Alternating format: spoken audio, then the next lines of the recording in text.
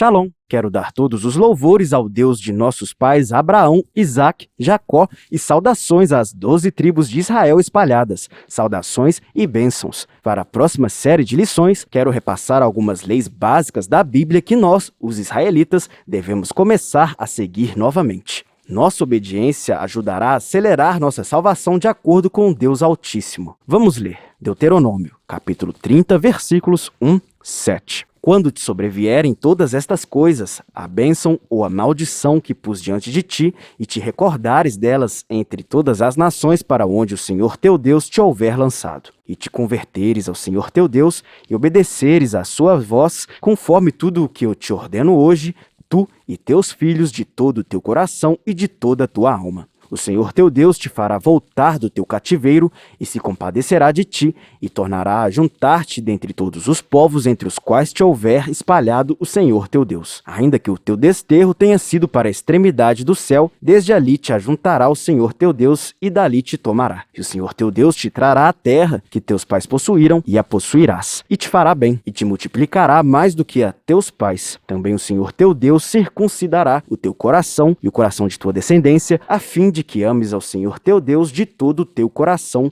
e de toda a tua alma, para que vivas. E o Senhor teu Deus porá todas estas maldições sobre os teus inimigos, sobre aqueles que te tiverem odiado e perseguido. Você vê no versículo 2 que primeiro temos que retornar a todas as leis de Deus que ele nos ordenou, e no versículo 3 ele começará a reverter nosso cativeiro. O cativeiro não trata apenas de sermos escravos, mas também de estarmos na base da escala social e econômica. Somos nós que não temos ninguém para nos defender das injustiças que continuam a nos destruir por esses governos perversos. Então ele colocará todas as maldições de Deuteronômio capítulo 28, versículos 15 e 68 sobre nossos inimigos. Então, vamos começar fazendo a nossa parte. Êxodo, versículo 20, capítulos 8, 11. Lembra-te do dia do sábado para o santificar. 6 dias trabalharás e farás todo o teu trabalho. Mas o 7º dia é o sábado do Senhor teu Deus. Nesse dia não farás trabalho algum, nem tu, nem teu filho, nem tua filha, nem o teu servo, nem a tua serva, nem o teu animal, nem o estrangeiro que está dentro das tuas portas. Porque em 6 dias fez o Senhor o céu e a terra, o mar e tudo que neles há, e ao 7º dia descansou. Por isso, o Senhor abençoou o dia do sábado e o santificou. O dia que observamos como nação é uma das leis mais básicas que nosso Deus nos deu. Você vê claramente no versículo 8, de sábado, não domingo. Não há nada nesta Bíblia inteira, de Gênesis a Apocalipse, que diga que Deus mudou sábado, o 7º dia da semana, para domingo, o 1º dia da semana. Você pode pesquisar a Bíblia inteira e nunca encontrará. Mas eu acho que é importante para nós aprendermos quando a mudança acontece, e quem fez a mudança, e como a mudança é contra o que está escrito na Bíblia. Primeiro vamos ao livro de Lucas. Lucas, capítulo 21, versículos 20 e 24. Mas quando virdes Jerusalém cercada de exércitos, sabei então que é chegada a sua desolação. Então os que estiverem na Judéia fujam para os montes,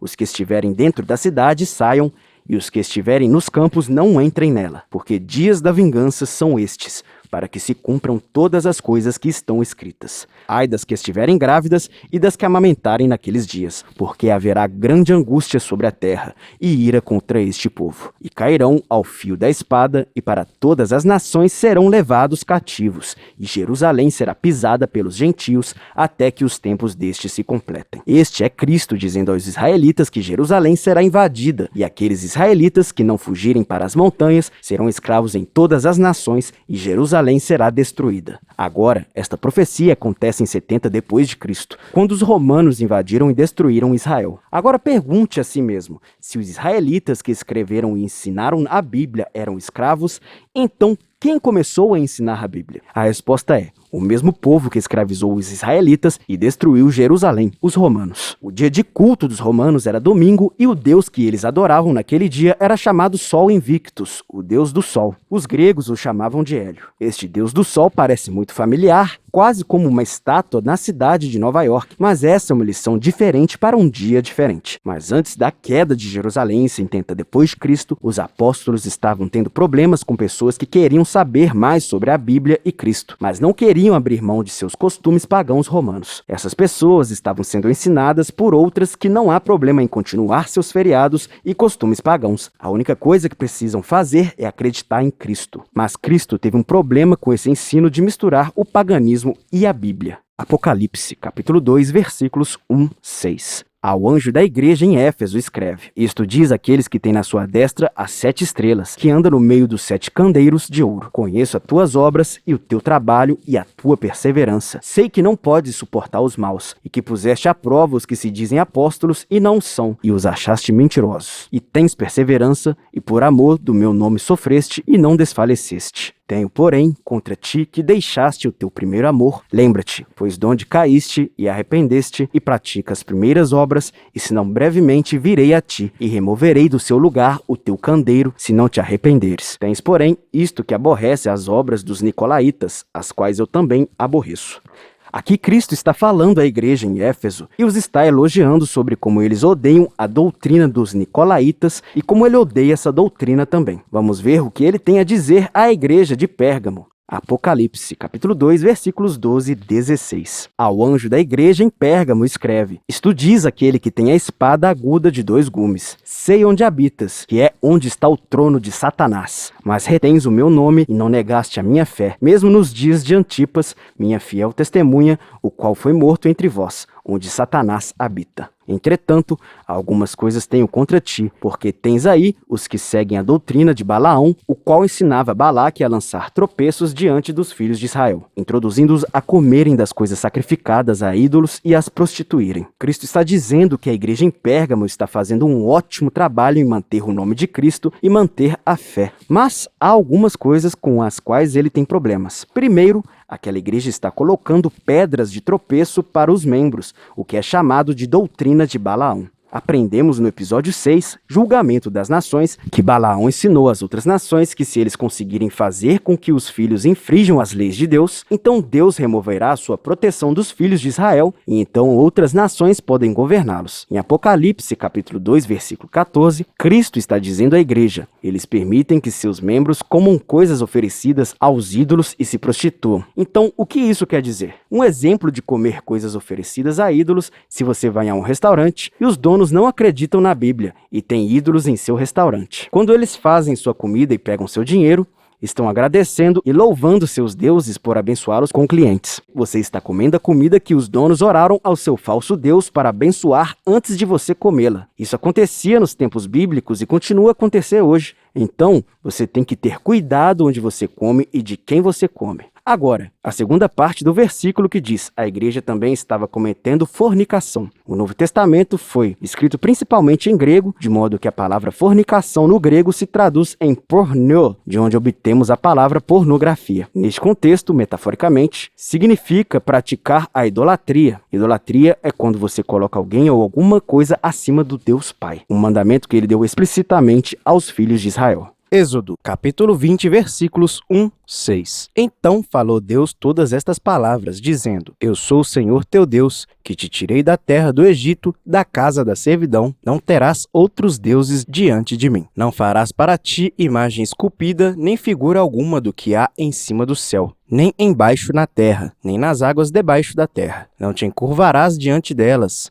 nem as servirás, porque eu, o Senhor teu Deus, sou o Deus zeloso, que visito a iniquidade dos pais nos filhos até a 3ª e 4ª geração daqueles que me odeiam. E o uso de misericórdia com milhares dos que me amam e guardam os meus mandamentos. Então, novamente, curvar-se a essas estátuas, orar a essas estátuas, colocar essas estátuas e as pessoas que elas representam acima de Deus Pai é idolatria. Aquela estátua e foto que você pensa ser Jesus não é Jesus, é César Borgia, filho do Papa Rodrigo Borgia. Cristo orou a seu Pai e nos ensinou a orar ao nosso Pai. Então, se você é um seguidor de Cristo, você ora para quem Cristo orou e adora quem Cristo adorou. Cristo não orou para sua mãe, então você também não deveria. Eu vou fazer uma lição profunda sobre idolatria no futuro, mas acho importante abordar agora ao discutir o sábado. Então pegue essas estátuas de sua casa agora e comece a orar a Deus Pai, o Criador do céu e da terra, porque nosso Deus é um Deus zeloso e ele visitará o inquérito dos pais para aqueles que o odeiam. Em Apocalipse capítulo 2, versículo 14, Cristo está dizendo à igreja: eles permitem que seus membros comam coisas oferecidas aos ídolos e se prostituem, que é a doutrina de Balaão. Agora ele diz isso.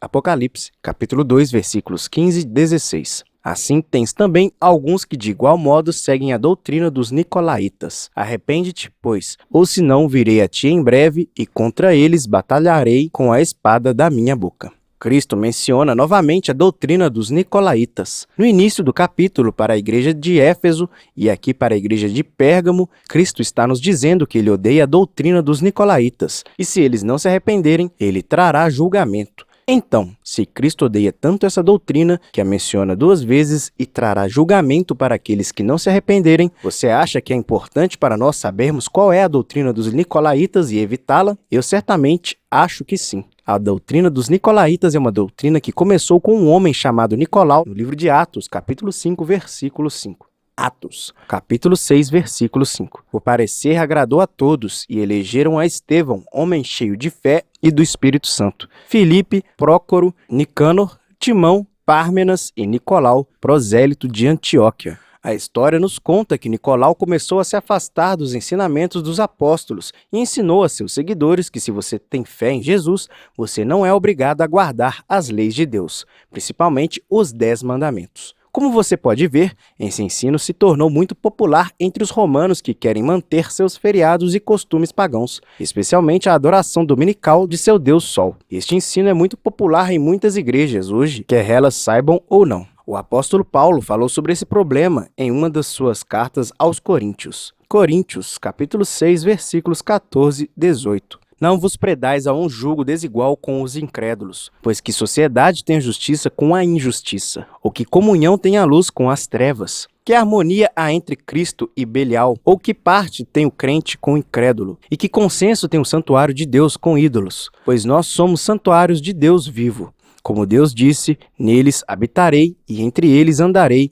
e eu serei o seu Deus e eles serão o meu povo. Pelo que, sai vós do meio deles e separai-vos, diz o Senhor, e não toqueis coisa imunda, e eu vos receberei. E eu serei para vós pai, e vós serei para mim filhos e filhas, diz o Senhor Todo-Poderoso. A essência da pergunta de Paulo é que não há nada que um seguidor de Cristo e o templo de Deus tenha a ver com trevas e ídolos. Então ele diz às pessoas da igreja para se separarem das pessoas que querem continuar nestas práticas. Então, alguém lhe dizendo que você não precisa guardar as leis de Deus está lhe dizendo que não há problema em ser injusto, porque sabemos que seguir as leis de Deus é justo. Deuteronômio, capítulo 6, versículo 25. E será justiça para nós se tivermos cuidado de cumprir todos estes mandamentos perante o Senhor nosso Deus, como ele nos ordenou. Cristo não ensinou que as leis seriam abolidas. Mateus capítulo 5, versículos 17 e 18. Não penseis que vim destruir a lei ou os profetas. Não vim destruir, mas cumprir. Porque, em verdade, vos digo que, até que o céu e a terra passem, de modo nenhum passará da lei um só i ou um só tio, até que tudo seja cumprido. Cristo está nos ordenando. Nem pense que ele veio para destruir a lei, e a lei não será abolida até que tudo seja cumprido. Todas as profecias bíblicas ainda não foram cumpridas. Cristo ainda não voltou, então nem tudo foi cumprido ainda. Portanto, as leis de Deus ainda estão em vigor. Então, quando a Igreja Católica Romana mudou o 7º dia da semana, sábado, para o 1º dia da semana, domingo, a resposta é muito simples. No ano 321 d.C., em 7 de março, o imperador romano Constantino emitiu uma lei civil que diz: domingo, um dia de descanso do trabalho, declarando: todos os juízes e pessoas da cidade e os artesãos devem descansar no respeitado dia do sol. A Igreja Católica Romana fez desta mudança uma mudança oficial desde então. Os protestantes e evangélicos mantiveram essa tradição, mas nada na palavra de Deus diz que Deus mudou o sábado. Os cristãos lhe dirão que mudaram o sábado do 7º dia para o 1º dia porque Cristo ressuscitou no domingo. Primeiro, Deus não deu aos cristãos autoridade para mudar qualquer dia santo que ele tenha feito. Segundo, de acordo com Cristo, é impossível que ele tenha ressuscitado no domingo. Mateus, capítulo 12, versículo 40. Pois, como Jonas esteve 3 dias e 3 noites no ventre do grande peixe, assim estará o Filho do Homem 3 dias e 3 noites no seio da terra. Aqui Cristo nos diz que ele ficará na sepultura por 3 dias e 3 noites. Vamos fazer algumas contas básicas. O entendimento geral é que Cristo foi crucificado, morreu e sepultado numa sexta-feira. Então, vamos contar 3 dias e 3 noites, porque esse é o tempo que Cristo disse que estaria na terra. Sexta a sábado é um dia, sábado a domingo são 2 dias, domingo a segunda são 3 dias. Então, como os cristãos obtêm o domingo quando Cristo nos disse 3 dias e 3 noites? Eles não podem, é impossível. Novamente, não há nada na Bíblia que diga que uma vez que Cristo ressuscitou dos mortos, então esse dia se torna um novo sábado. Se o argumento dos cristãos era verdade, então depois que Cristo partiu no livro de Atos, os apóstolos teriam começado a observar o domingo como dia de adoração. Vamos ver. Atos, capítulo 13, versículos 14 e 15. Mas eles, passando de Perge, chegaram a Antioquia da Psídia e, entrando na sinagoga, no dia de sábado, sentaram-se. Depois da leitura da lei e dos profetas, os chefes da sinagoga mandaram dizer-lhes: Irmãos, se tendes alguma palavra de exortação ao povo, falai.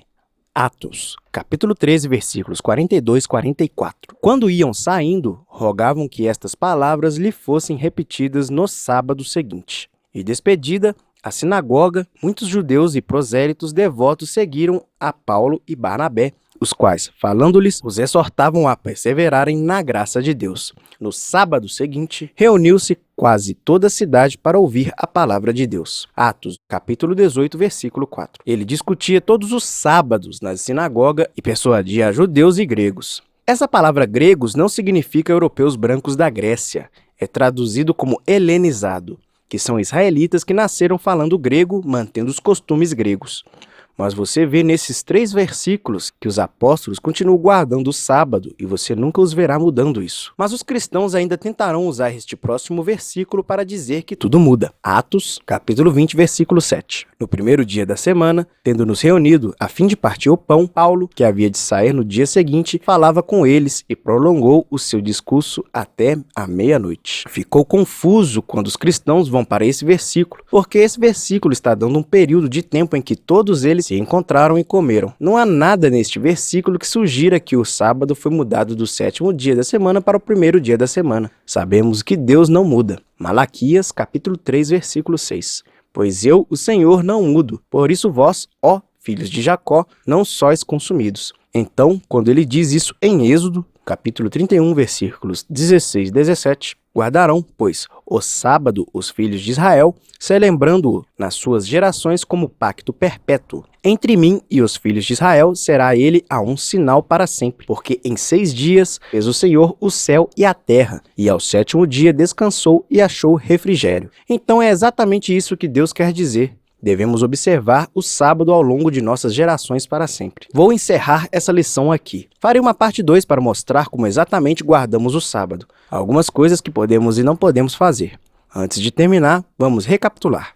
1. O sábado é o 7º dia da semana, não o domingo. 2. Você nunca encontrará Deus dizendo, ele está mudando o sábado para o domingo. 3. O sábado é uma lei nos 10 mandamentos e afirmou que dura para sempre. 4. Cristo não veio para destruir a lei. 5. Cristo e os apóstolos guardavam os sábados. 6. O imperador romano Constantino fez uma lei para mudar o dia de descanso para o domingo. Obrigado mais uma vez por assistir e não deixe de curtir, se inscrever e compartilhar com seus amigos o nosso site www.12tribusdeisrael.com e até a próxima. Deus abençoe.